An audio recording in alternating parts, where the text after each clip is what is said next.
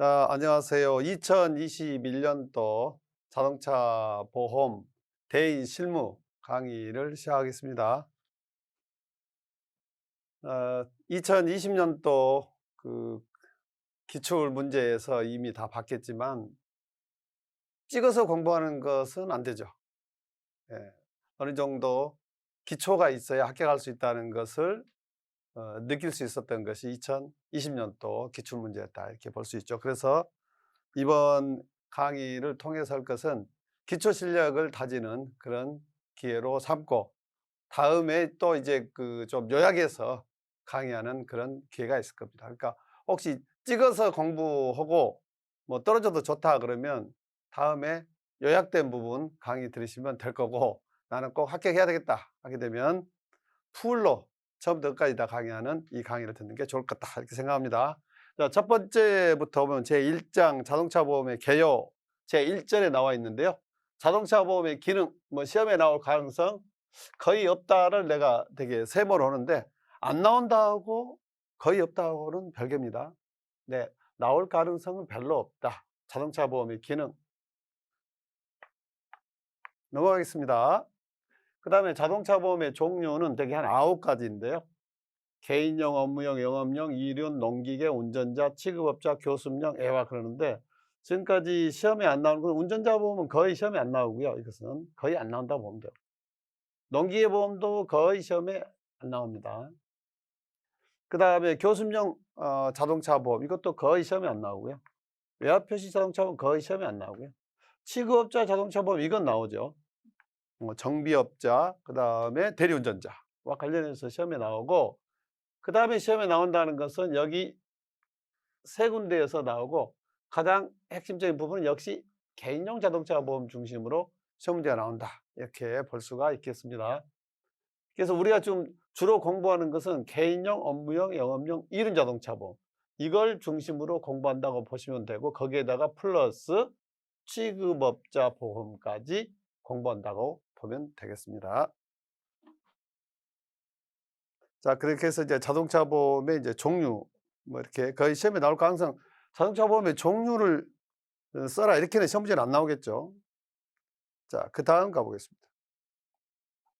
벌써 제 2장으로 봅니다. 자동차 보험 관계법 하고요. 첫 번째 나오는 것이 자동차 사고 법적 책임, 이렇게 했습니다.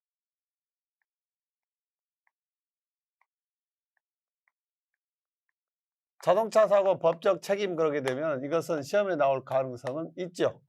뭐 별 3개가 가장 중요하다 그러게 되면 한 개 정도, 한 개 정도는 시험에 나올 가능성이 있다, 이렇게 봐야 되고요. 별 1개 정도다 시험에 나올 가능성이, 이게 보통이라는 얘기죠. 세모는 나올 가능성이 별로 없다, 이런 건 거의 없다. X란 없겠죠. 안 나온다? 그것은 좀 제가 너무 과한 거죠. 자, 자동차 사고의 법적 책임은 3가지가 있습니다. 첫 번째 민사 책임, 두 번째는 형사 책임,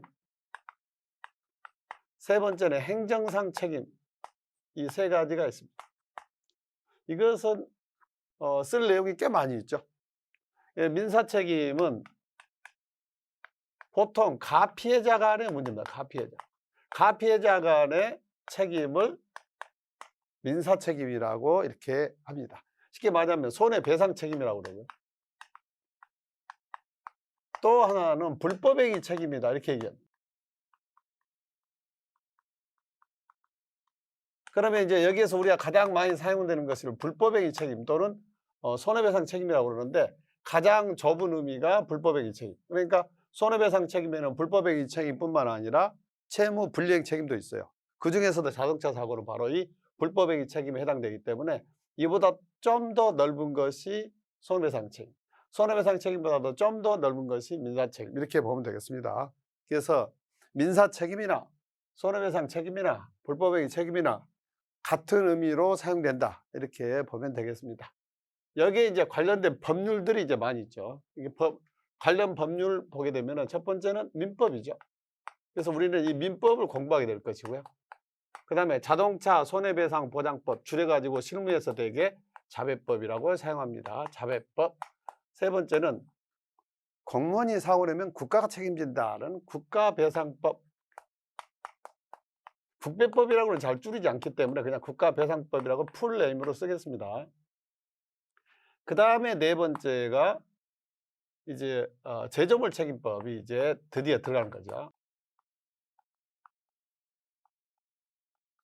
언제 이 제조물 책임법과 관련해서 AI 자동차와 관련해서 언제 시험에 나올지 모르겠지만 나올 날이 멀지 않았다. 왜냐하면 이미 지금 AI 자동차가 지금 나오기 시작하잖아요. 그렇기 때문에 이 부분에 대한 시험 문제가 나올 것 같고, 나온다고 그러면 바로 이 제조물 책임법이 시험에 답안에 안 들어가면 안 되겠죠. 그래서 이게 하나 들어가고요. 그 다음에 이제 다섯 번째 들어갈 수 있는 것이 이제 실화 책임법인데,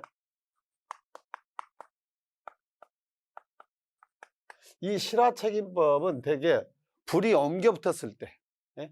자동차에 화재가 나서 옆 자동차로 옮겨 붙었을 때 책임을 질 때 그 책임 금액이 감해지는 거죠. 예를 들어서 여기에서 화재가 발생했어요. 내가 내 차입니다. 여기가 1차라고 그러고요. 여기에서 화재가 발생했어요. 여기에서 잘못이 없으면은 옆쪽으로 옮겨 붙어도 책임이 없는 거죠. 그런데 여기에 이제 예를 들어서 경과실이 있다. 경과실. 사소한 과실로 불이 발생해서 옆쪽으로 옮겨 붙었다 했을 때 옆쪽에는 경과실로 인한 책임을 지긴 지는데, 만약 여기가 수리비가 1,000만 원이다. 1,000만 원이라면은 이때 여기 이쪽 보험사에서 대물배상으로 이쪽으로 해줘야 될 금액은 1,000만 원이 아니고 대개 한 600만 원 내지 700만 원 정도. 그러니까 30% 내지 40%가 줄어든다는 거죠. 경감할 수 있다. 손해액을. 그게 뭐냐면 실화책임법이에요. 그러니까 불이 옮겨 붙었을 때만 그래요. 옮겨 붙어. 예를 들어서 1 자동차가 100% 과실로 2 자동차를 충격을 해가지고 그 자리에서 불이 나면은 100만 원, 1,000만 원 다 해줘야 돼. 그런데 그게 아니고 여기에서 그냥 자체적으로 잘못해서 불이 났어요. 경실화라 그러죠. 경과실로 불이 나서 옆 자동차로 옮겨 붙었을 때 책임 수리비가 1,000만 원 나왔으면 1,000만 원 다 해주는 게 아니고 30% 내지 40%를 경감한 600만 원이나 700만 원만 책임을 진다. 이게 실화책임법이에요. 그런데 실무에서는 웃기게도 지금 대개 1,000만 원 다 해주고 있어요. 왜 이 실화책임법을 적용하지 않는지 모르겠어요. 그런데 아는 사람들은 또 이 실화책임법도 적용을 하는데 대부분은 실화책임법 적용을 안 한다는 거죠. 그게 좀 웃긴 거고, 그 다음에 또 재미있는 것은 여기가 아무 잘못이 없이 무과실일 때가 꽤 있어요. 그럼 무과실일 때는 이쪽으로 아예 책임이 없는 거예요. 빵원 책임이에요. 빵원. 아예 책임 자체가 없어요. 여기서 불이 나가지고 옆에 사람이 있는데 옆으로 옮겨 붙었는데 옮겨 붙어 있는데 옆에 타고 있던 뭐 승객이 뭐 죽거나 다쳤다. 책임이 없다는 얘기죠. 무과실. 무과실이면 책임이 없는 거죠. 예를 들어서 그런데 이 경우 또 이런 판례도 또 많이 있잖아요. 과실이 없으면 책임이 없다. 이 경우에도 이상하게 지금 다 해주면서도 또 30% 40% 감아가는 것, 이 실화책임법 적용하지 않고 100%를 해주는 그런 경우가 의외로 많더라. 이게 잘못된 거죠. 아무튼 이 실화책임법인데 이것은 별로 적용이 안 되고요. 가장 많이 적용되는 것은 이 두 가지 법이죠. 그래서 앞으로 공부하는 것은 이 두 가지를 중심으로 공부를 하게 될 것이다. 그런 뜻이고요. 그 다음에 이제 형사책임. 이건 운전자 형사처벌이죠.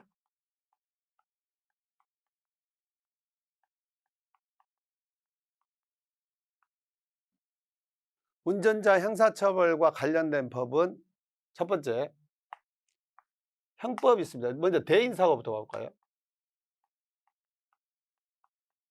대인사고는 형법 제268조 업무상 과실, 중과실, 치사상죄 해가지고 5년 이하의 금고, 2천만 원 이하의 벌금에 처한다. 이렇게 되어 있네요.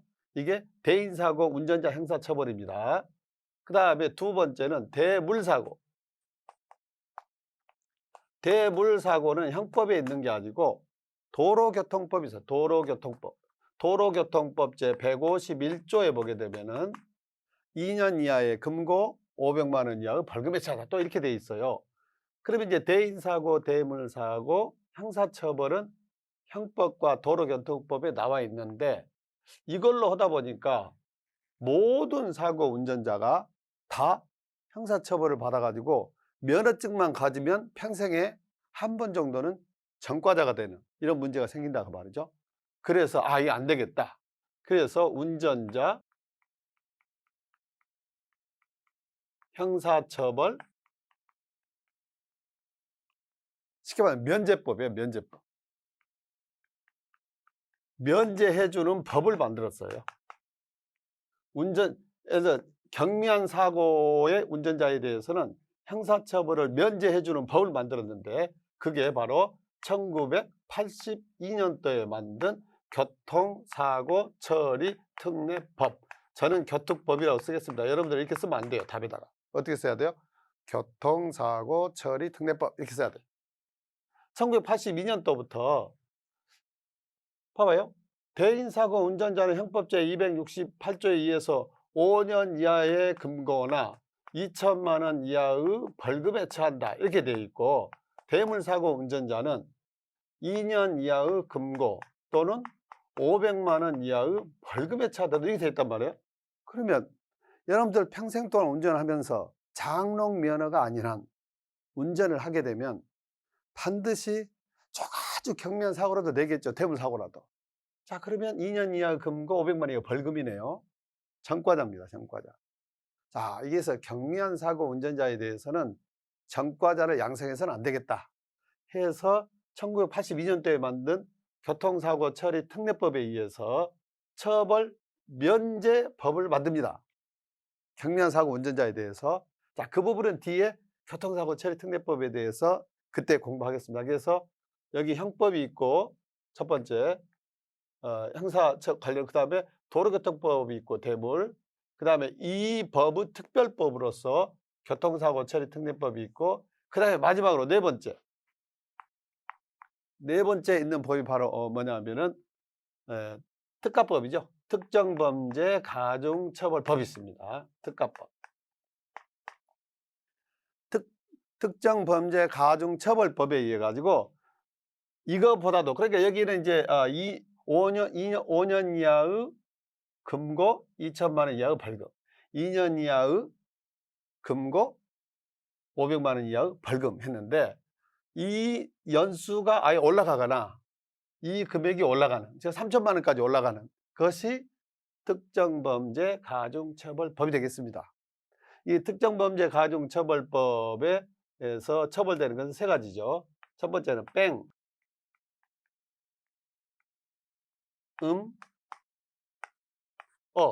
세 가지죠. 뺑음어. 뺑음어 세 가지는 특정범죄 가중처벌법에 의해서 여기 5년 이하의 금고, 2천만 원 이하의 벌금, 2년 이하의 금고, 그 다음에 500만 원 이하의 벌금보다도 더 높여진 형량에 의해서 처벌받고 있는 것이 바로 뺑음어, 이 세 가지다. 이것도 이제 중요하겠죠. 여기에서 이제 여기 어린이 보호구역 사고, 이게 바로 그 민식이법인가 하는 게 바로 이 법이고요. 그 다음에 음주운전 사고로 김창호법인가? 그렇죠? 이런 것들이 전부 최근에 다 생긴 법들이죠. 이렇게 보면 되겠습니다. 이렇게 해서 이제 형사 관련된 주요 법률은 형법 제268조, 도로교통법 제151조, 그 다음에 교통사고 처리 특례법, 특정범죄 가중처벌법, 이 같은 네 가지 법령이 있다는 거고요. 그 다음에 행정상 책임, 그러게 되면 도로교통법상, 그래서 범칙금, 이것이 바로 행정상 책임이죠. 그 다음에 또 뭐 음주운전 하게 되면 면허가 어떻게 돼요? 뭐 정지, 면허 취소. 자, 이와 같은 것을 바로 행정법상의 책임이다. 이렇게 얘기합니다. 자, 그러면 세 가지 책임 기억을 하시고요. 시험에 나올 가능성은 별 한 개지만 그래도 이 기초를 알아야 다음 법령 적용할 때 공부하기가 좀 쉽겠죠. 그래서 이 부분을 알아야 됩니다. 이 부분을 모르고서는 이런 법령을 적용할 수가 없다. 이렇게 생각이 듭니다. 그래서 자동차 사고의 법적 책임, 3대 법적 책임에 대해서 살펴보았습니다. 자, 그 다음에 이 중에서 이 세 가지 책임 있잖아요. 이 세 가지 행정상 책임까지 이 세 가지 책임 중에서 자동차 보험으로 담보되는 이건 뭘까? 먼저 행정상 책임은 자동차 보험으로 담보되지 않습니다. 이런 범칙금 해주는 자동차 보험 없고요. 면허 정지, 면허 취소 해결해주는 자동차 보험 없죠. 자, 없습니다.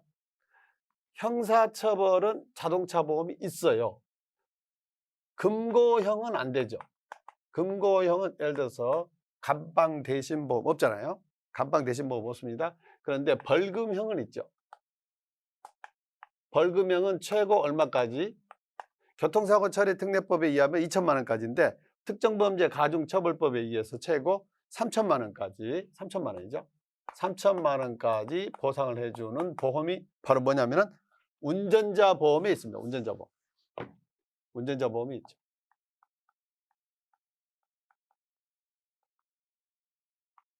운전자 보험. 또는 자동차 보험에서도 보게 되면 비용 담보 특약이 있어요. 비용 담보 특약. 거기에서도 이렇게 해줄 수도 있고, 안 그러면 대개 우리는 운전자 보험에서 3천만 원까지 보상받을 수 있다. 그 다음에 이제 민사책임이잖아요. 민사책임은 이건 자동차 보험에서 당연히 되는 거죠. 이것은 대인배상에서 해주고 손해배상 책임이니까요. 대물사고는 대물배상에서 해주고 있습니다. 그래서 자동차 보험에서 제일 중요한 부분 역시 민사책임이죠. 민사책임을 담보하고 있다. 이렇게 보면 되겠습니다. 자, 관련 법률까지 다 했고요. 뒤에 가서 이제 살펴보는 걸로 하겠습니다.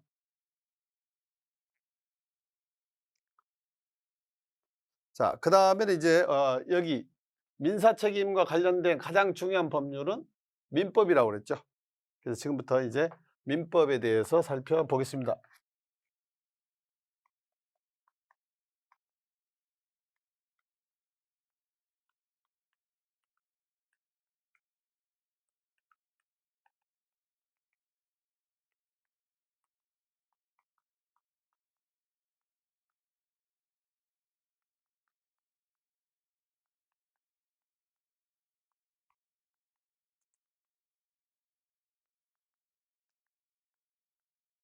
자, 이 그림은 시험에 잘 나오는 그림이죠. 자, 렌터카가 영업용 자동차 보험을 가입했고요.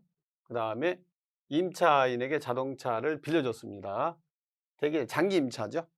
회사에서 빌려서 직원이 그 자동차를 운전하다 사고를 냈는데 보행인 D가 죽거나 다쳤다. 이 사고에 대한 무슨 뭐 책임 관계 제일 먼저 나오는 것이 이렇게 나와요. 이런 문제가 나오면 되게 문제가 이런 식으로 나와요. 되게 문제가 한 3가지 정도 이렇게 나와요. 예를 들어서 30점짜리 문제다. 그러면은 이게 이제 1번 문제로서 첫 번째, 이게 1-1이 되겠죠. 첫 번째, 배상 피해자에 대한 배상 의무자와 근거에 대해서 쓰시오 해가지고 10점이나 15점 이런 식으로 시험 문제를 내죠. 10점이나 15점으로 이런 시험 문제를. 만약 10점을 했다 그러면 이렇게. 두 번째, 갑보험사의 책임. 예를 들어서 갑보험사의 책임에 대해서 써라. 이렇게 되게 10점짜리 나오고요. 그 다음에 이제 세 번째로 주로 많이 나오는 것이 지급보험금을 계산을 해라. 지급보험금 계산 문제가 이렇게 한 10점짜리 나오고요. 만약 40점짜리로 나온다 그러면은 이제 손해배상 청구권자는 누구냐. 만약에 사망사고라고 했을 때 상속인 관계. 되게 이런 형태로 여기서 되게 시험 문제가 많이 나왔죠. 지금까지. 이런 식으로 시험 문제가 나옵니다. 그럼 여기에서 이제 이 10점짜리 이 부분은 아주 시험에 잘 나옵니다. 이거 이제 아주 시험에 잘 나온 부분. 자, 그러면 이제 렌터카 회사에서 자동차를 빌린 회사가 B회사가 자기 직원에게 일을 시켜서 직원이 출장을 가다가 운전상 과실로 보행인 D를 사망케 하였다. 사망을 했어요. 사망 2억이라는 손해가 발생을 했다. 근데 이 사람 과실은 10%다. 그럼 먼저 이제 손해배상금 먼저 산정을 해야 되겠죠. 그러면 손해배상금은 산정하려고 그러면 당연히 이제 총 손해 2억 곱하기 과실 10% 빼야 되니까 90%면 2918 1억 8천만 원이죠. 이 1억 8천만 원을 피해자가 청구하면 됩니다. 근데 누구한테 청구할 거냐가 바로 1번 배상 의무자와 그 근거인데, 먼저 법이 적용될 수 있는 법은 민법과 자배법 이 두 가지예요. 두 가지입니다. 만약에 이 자동차가 고장으로 인한 사고고요. 그 다음에 이 자동차가 처음부터 잘못된 자동차다 라고 했다면 어떤 문제가 생기냐면은 이제 제조물 책임법에 의해서 제조업자 문제가 생기겠죠. 제조업자.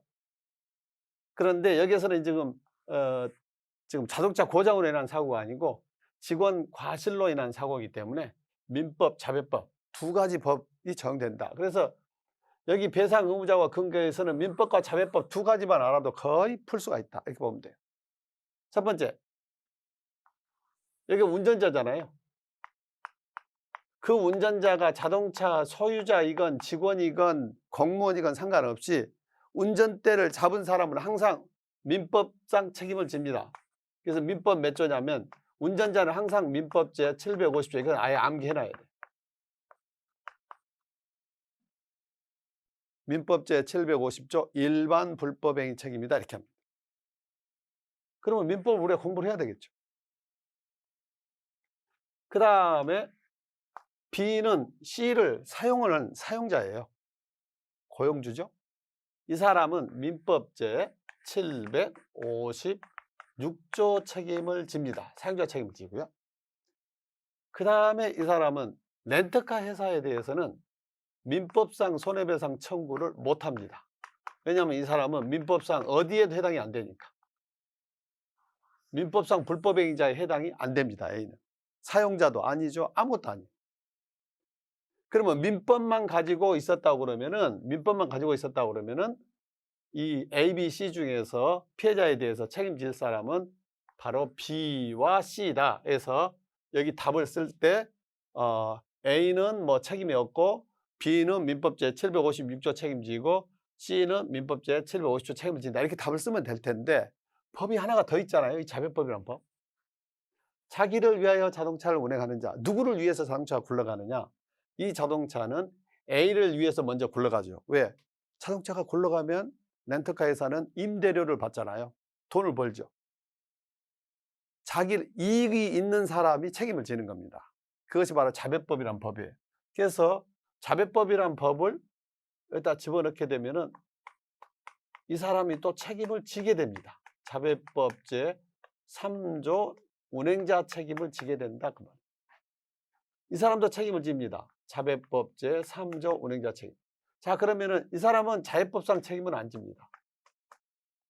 그럼 답을 쓸 때 여기다가 이 말을 쓰면 돼요. 이게 지금 시점이에요. 김영피 보험자 A 렌터카 회사는 자배법제 3조 운행자 책임을 진다. 끝. 임차인 B는 1. 자배법제 3조 운행자 책임을 진다. 2. 민법제 756조 사용자 책임을 진다. 그 다음에 운전자 C는 민법제 750조 책임을 진다. 자배법상 책임을 안 진다 이런 말 쓸 필요 없어요. 책임진다만 쓰면 돼. 책임진다. 그게 바로 이 배상 의무자와 바로 근거, 이 10점짜리를 이렇게 해서 끝내는 거예요. 바로 이 부분을 지금 보험회사가 책임이 있냐 없냐 지금 따진 건 아니에요. 보험회사 책임이 있냐 없냐는 2번 문제잖아요. 1번 문제는 여기하고 여기 아래쪽 이 칸을 지금 공부하는 것이 바로 민법이다. 여기는 민법하고 상관이 없어요. 이쪽. 이것은 약관하고 상법 문제죠. 여기는 민법, 자배법은 여기에서 나오는 부분이라는 거죠. 그 다음에 이제 이 피해자에 대해서는 이렇게 렌터카 회사가 책임지니까 이렇게 보험 처리해줘도 되고요. 김영피 보험자니까 보험 처리할 수 있고요. 이 사람은 승낙피 보험자니까 이렇게 해서 보험 처리할 수도 있고요. 여기는 운전피 보험자니까 이렇게 해서 보험 처리할 수 있고, 그 다음에 보험금을 주고 나서 이쪽으로는 구상이 안 되죠. 피보험자니까 이쪽으로도 구상이 안 됩니다. 이유는 피보험자이기 때문이죠. 이렇게 됩니다. 자, 이 그림이 별거 아닐 것 같은데 이 그림이 자동차 보험 40점짜리 또는 30점짜리, 35점짜리 큰 문제의 가장 기본적인 모양이에요. 그래서 이 그림을 늘 기억하시고 처리하는 방법을 아시면 좋을 것 같습니다. 자, 그러면 이제 민법으로 바로 들어가죠. 우리가 공부하는데 민법을 공부한다고 했으니까요.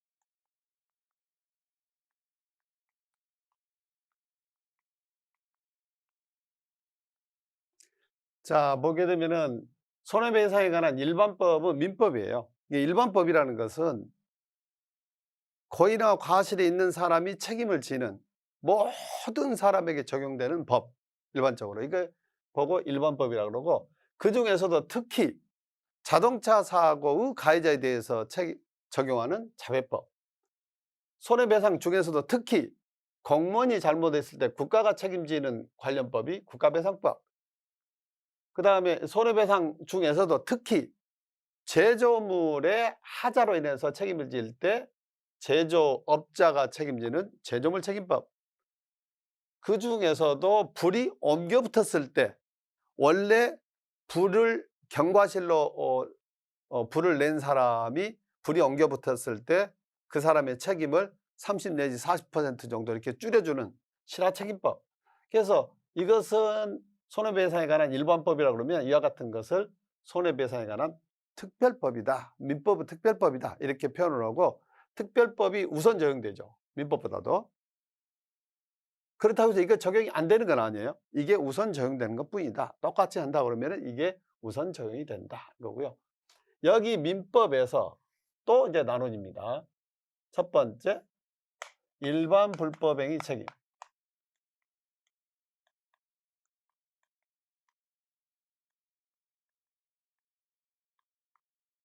그 다음에 특수불법행위 책임으로 나눠집니다. 특수불법행위 책임은 또 6개로 나눠집니다. 감, 사, 도, 공, 동, 공. 예, 우리가 머리 따기를 잘해야죠. 감사도, 공동공, 감사도, 공동 이렇게. 자, 여기서 이제 민법상의 불법행위 책임은 일반 불법행위 책임과 특수불법행위 책임으로 나누고 특수불법행위 책임은 6가지다. 그런데 민법상 불법행위 책임에 대해서 써라고 시험 문제가 이미 자동차 보험뿐만 아니라 다른 예를 들어서 근제보험, 근제배상책임보험에서도 저게 또 시험 문제 나왔어요. 자동차 보험에서도 역시 시험 문제 나왔고. 그 다음에 이 특수불법행위 책임 안에서 사례 문제가 많이 나와요. 그 다음에 앞에서 얘기했지만은 이런 데 적용되는 거 있잖아요. 민법 756조, 760조 이 그림이 많이 나옵니다. 이런 그림이. 이런 그림을 저기에서 어떻게 나오는가를 한번 살펴보겠습니다. 제일 먼저 여기 일반 불법행위 책임 있죠. 어디에 적용될 것인가를 먼저 아는 게 중요하다. 여기는 그냥 사고 운전자가 가장 대표적인 거예요. 사고 운전자.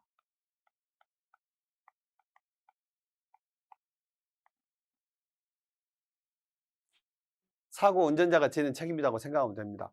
고의나 과실이 있는 사고 운전자에게 적용되는 것이 민법 750조라고 생각하면 거의 맞습니다. 물론 이거 아닌 예를 들어서 뭐 자동차 소유자가 키 관리를 잘못해 가지고 절취 운전자가 사고를 냈다. 그때도 자동차 소유자가 750조 책임을 질 수도 있어요.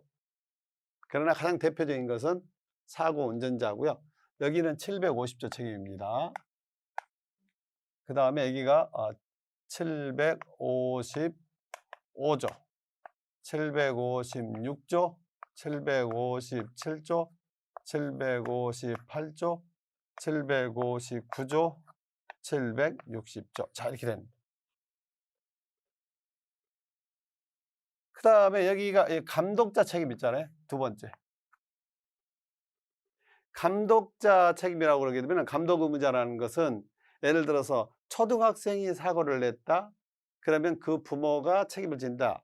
그런데 초등학생이 자동차 사고를 냈을 때 그 부모가 책임을 진다는 그런 사례는 거의 없죠. 최근 뉴스에 보니까 13살짜리가 지방에서 서울까지 고속도로를 타고 자동차를 운전해 가지고 지금 좀 발칵 뒤집힌 그런 사건이 있었죠. 물론 예외적으로 그럴 수는 있겠죠. 혹시 그렇게 사고 난다 그러면 그 감독자인 부모가 책임을 진다는 것이 바로 755조고, 대부분 중학생 이상이면 부모가 책임을 지는 게 아니에요. 이게 무슨 얘기냐면, 자, 여기가 초등학생이 있어요. 초등학생이 사고를 냈어요. 여기 과실로 사고를 냈습니다. 초등학생이. 그럼 얘가 부모가 있잖아요. 그럼 여기가 피해자가 있잖아요. 이 피해자에 대해서 피해자를 아래 둘까요? 항상 그림이 피해자가 아래니까. 자, 피해자가 손해배상 청구할 때 이 초등학생에 대해서는 피해자는 손해배상 청구를 못 해요. 왜? 이 사람은 책임 능력이 되게 없다 그래요. 책임 능력이 없다라는 건 무슨 뜻이냐면은 돈이 없다는 뜻이 아니고, 이런 경우에 내가 잘못을 하게 되면은 책임을 진다는 것을 이렇게 알 수 있을 정도가 나이가 아직 안 됐다고 보는 거죠. 이때에 누가 책임지냐면 바로 감독자가 책임지는 거예요. 이 감독자가 바로 민법제 755조 책임을 진다 그 말이에요. 그런데 만약 이 그림이 이렇게 되냐고 볼까요? 만약에 아기가 만약 고등학생이에요. 고등학생인데 지금 현재 17세예요. 아직 성년이 안 됐습니다. 근데 이게 부모가 있네요. 여기에 예를 들어서 피해자가 있어요. 피해자가 있으면은 이것은 이쪽으로 민법제 750조, 이 사람이 여기가 운전을 했다. 그러게 되면은 이 고등학생이 민법제 750조 책임을 지고요. 부모는 원칙적으로 민법제 755조 책임을 지지 않는다 그 말이에요. 중학생만 되면 벌써 이 그림이 되는 거예요. 중학생이나 고등학생이면은 본인이 책임을 지는 것이지 부모가 책임을 지는 것이 아니다. 그런데 또 이 그림을 한번 봐볼게요. 이 고등학생인데요. 자, 17세입니다. 여기가 예를 들어서 절치 운전을 했어요. 절치 운전을 했고, 여기가 부모가 있어요. 여기가 피해자가 있어요. 자, 절치 운전을 했으니까 당연히 이쪽으로 민법제 750조가 적용이 되고, 자기를 위하여 자동차를 운전했으니까 자배법제 3조 운행자 책임이 발생됩니다. 그래서 피해자는 17살 고등학생에 대해서 손해배상 청구권이 당연히 발생하는데, 부모는 발생하느냐? 앞에서도 얘기했지만은 고등학생이기 때문에 부모로서 여기 755조 감독자 책임을 물을 수가 없다. 755조 책임을 물을 수가 없는데, 대신 750조 책임을 문 대법원 판례가 있어요. 이 사람은 운전도 안 했는데 이 사람에게 과실이 있다고 보는 거죠. 어떤 과실이 있느냐? 왜 애를 그렇게 교육을 시켰느냐? 부모 교육 잘못 과실을 물어서 부모에게 민법 750조 일반 불법행위 책임을 물은 그런 사례가 있다. 원칙은 이거예요. X야. 그러니까 통상의 경우에 애가 운전하다 사고가 났으면 부모가 책임을 안 지는데, 이처럼 좀 사회적으로 문제가 될 수 있을 정도의 큰 잘못을 했을 때는 부모가 이런 책임을 질 수도 있더라. 예외적인 건데 아마 시험은 여기까지는 잘 안 나올 것 같고요. 그래서 이 755조는 지금까지 시험에 나온 적도 없고 당분간은 안 나오지 않을까, 저는 그렇게 생각합니다. 그래서 그냥 그대로 가겠습니다. 그래서 이건 아주 중요하고요. 이건 뭐 별 2개짜리 매우, 왜냐하면 수시로 답을 써야 되니까. 그 다음에 756조, 이것도 아주 중요합니다. 이건 사용자 책임이에요. 사용자 책임.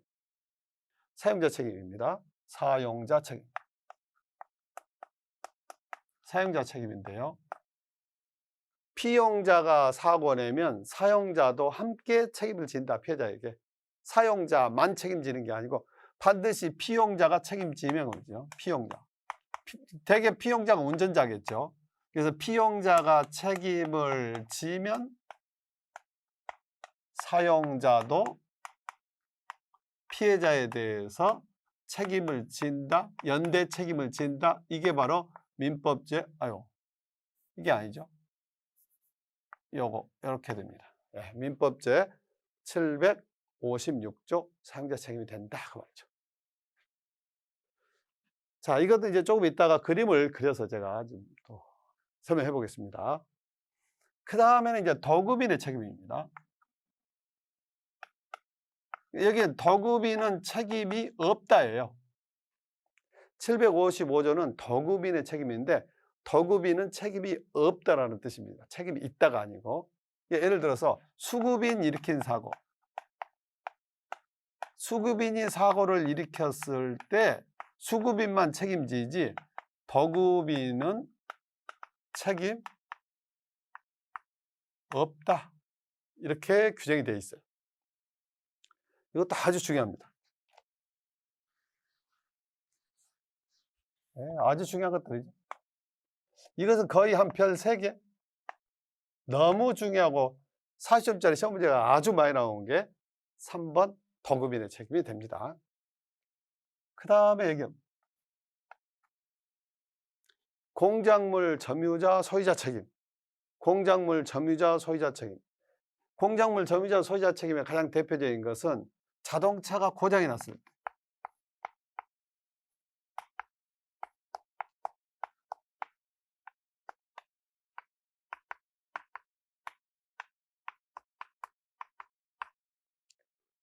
자동차 고장으로 인한 사고 시 민법제 758조 공작물 점유자 소유자 책임을 적용할 수 있을 뿐만 아니라 이 민법제 758조는 신호기가 고장이 나서 사고가 났다. 그렇게 되면은 그 신호기 고장 관리하고 있는 서울시청에 구상을 할 때 바로 이걸 적용을 하고, 그 다음에 도로 다리가 결빙이 됐다든가 겨울에, 안 그러면 도로가 너무 이렇게 파였다든가 공사기간에 해가지고 자동차 사고가 유발하게 됐다. 그렇게 되면 바로 그 건설회사 같은 데다가 또는 도로 관리자에게 구상을 할 때 적용하는 것이 민법제 758조입니다. 758조가 가장 많이 적용되는 실제 사례는 고속도로에 돌이 떨어져 있다든가, 안 그러게 되면 무슨 강목이 떨어졌다든가 그랬을 때, 그 다음에 여름철에 폭우가 내려서 도로 옆에 절개지에서 이렇게 산사태가 나가지고 지나가는 자동차를 덮쳤다든가 이런 경우에 758조를 적용하게 됩니다. 그래서 우선 기본적인 것만 설명을 하고, 그 다음에 759조, 이것은 동물이 뛰어들었을 때 동물 소유자가 책임진다는 거죠. 원칙적으로 동물 점유자입니다. 동물이 사고를 일으켰을 때 동물의 점유자, 대부분 점유자는 대부분 주인이죠. 동물을 빌려주지 않는 한 대부분 소유자가 점유하고 있으니까 동물 점유자 책임이 민법제 759조가 됩니다. 그 다음에 마지막으로 760조 공동불법행위 책임이 있는데, 이 공동불법행위 책임은 가해자가 둘 이상 있으면 피해자에게 연대 책임진다. 피해자는 가해자 중 한 사람에게 100% 청구할 수 있다. 가해자가 둘 이상이면 피해자에 대해서 연대 채무를 부담한다라고 규정된 것이 민법제 760조고, 이것도 시험에 잘 나오죠. 아주 중요한 부분.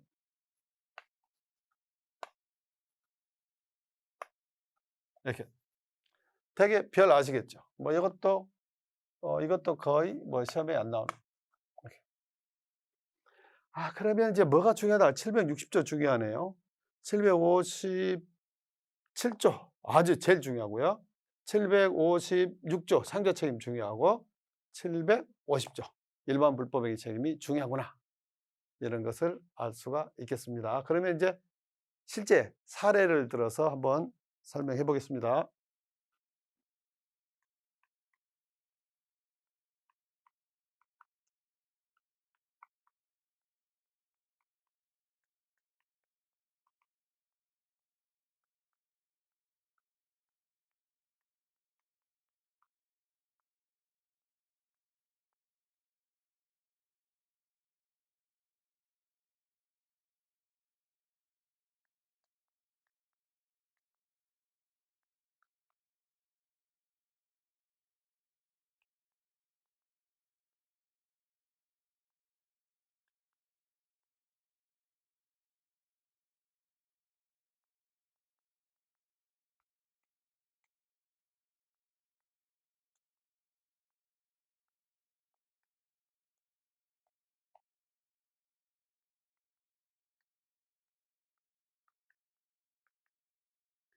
자, 이 그림은 실제 시험에 나왔던 그림이에요.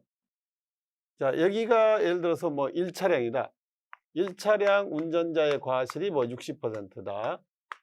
그 다음에 이거 대리 운전자의 과실이 40%다. 2차량.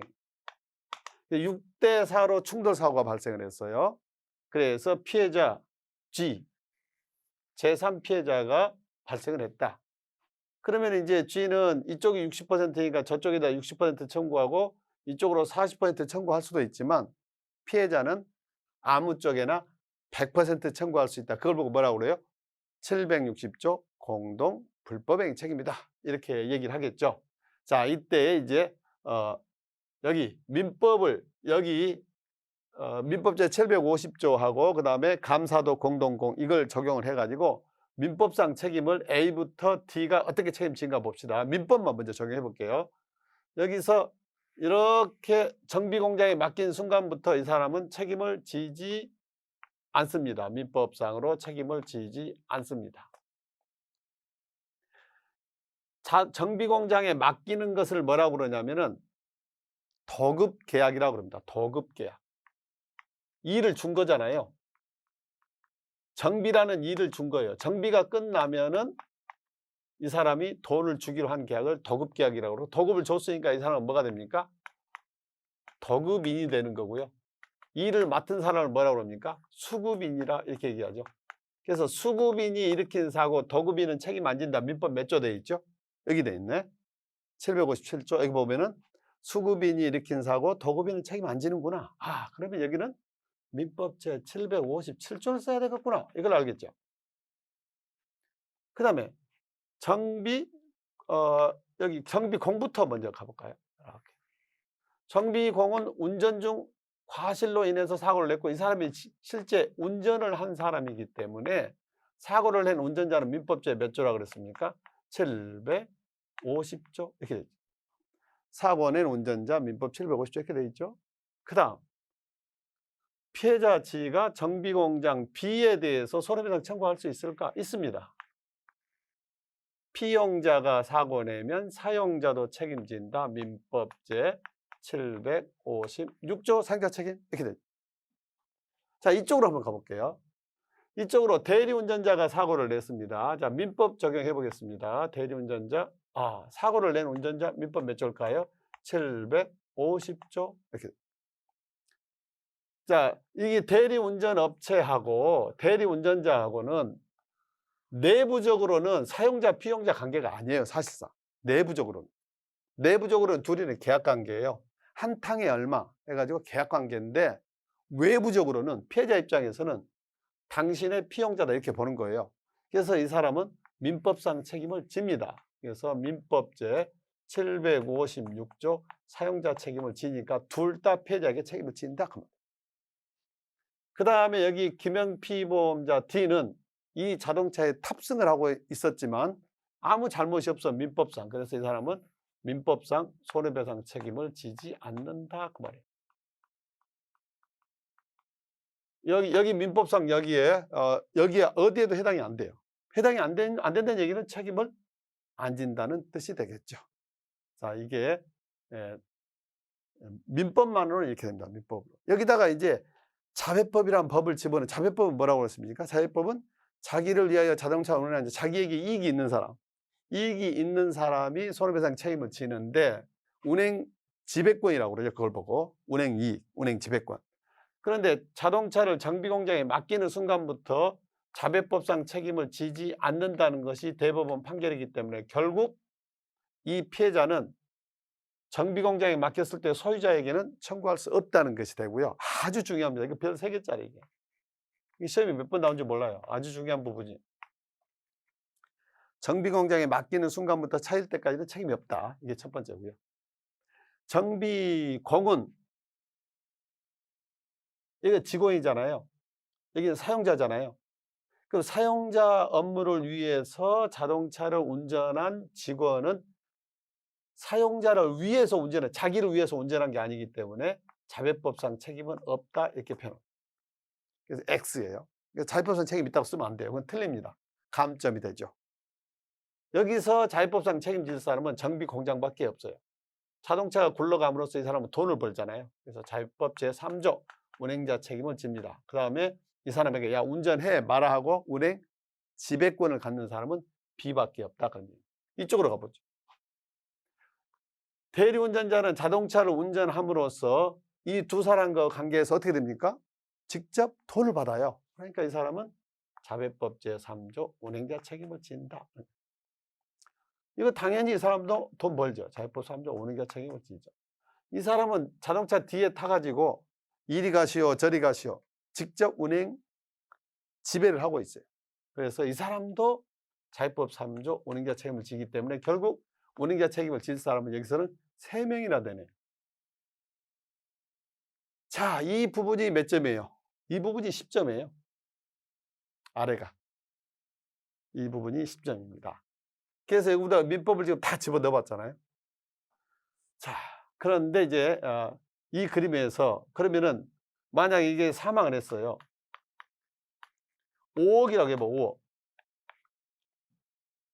5억이라고 하면 어떻게 될까?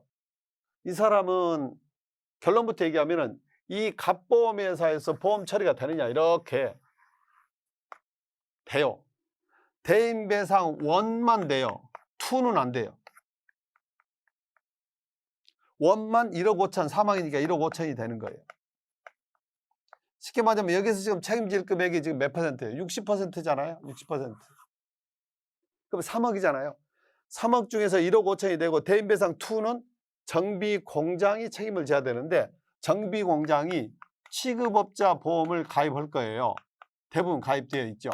취급업자 대인배상에서 줄 금액이 바로 얼마가 되냐면 1억 5천만 원 돼가지고 총 3억을 다 해주는 거예요. 그러면 여기가 1억 5천, 여기가 1억 5천 해가서 합해서 3억이 피해자에게 가고요. 그 나머지 2억은 40%가 이쪽이죠. 그럼 역시 마찬가지로 여기 을보험사에서 똑같습니다. 이렇게 와 이쪽으로. 얼마가? 대인배상 1이 1억 5천이 오고요. 대인배상 2는 원래는 책임 있지만 여기가 대리운전자 보험이 다 가입되어 있을 거 아니에요. 대리운전자 보험이 있으면 X예요. 이게 중요한 겁니다. 이거 아주 중요한데 잘 들어야 돼요. 대리운전자 보험이 없으면 여기에서 1억 5천하고 여기 5천만 원에서 2억을 다 해줘. 근데 대리운전자 보험이 있으면 여기서 안 된다고 돼 있어. 대리운전자 보험이 없으면 여기서 1, 2, 2억을 다 해주고 대리운전자에게 5천만 원을 구상을 가. 그런데 대리운전자가 어차피 여기 보험에 가입되어 있으니까 결국 1억 5천 해주고 대인배상 2는 안 되고 대리운전자 보험에서 5천만 원이 보험 처리가 된다 그 말이에요. 이 그림을 아래하고 위하고 다 지금 제가 방금 한 얘기를 중복해서 강의할 필요가 없는 게 이 인터넷 강의의 그 좀 좋은 점 같아요. 그래서 이해가 안 되면 반복해서 들으세요.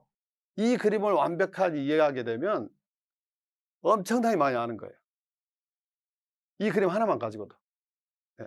제가 포 뜨는 게 아닙니다. 설령 포가 좀 있다 할지라도 그만큼 중요하다. 그런 얘기죠. 자, 이렇게 해서 첫 시간 강의를 마치겠습니다.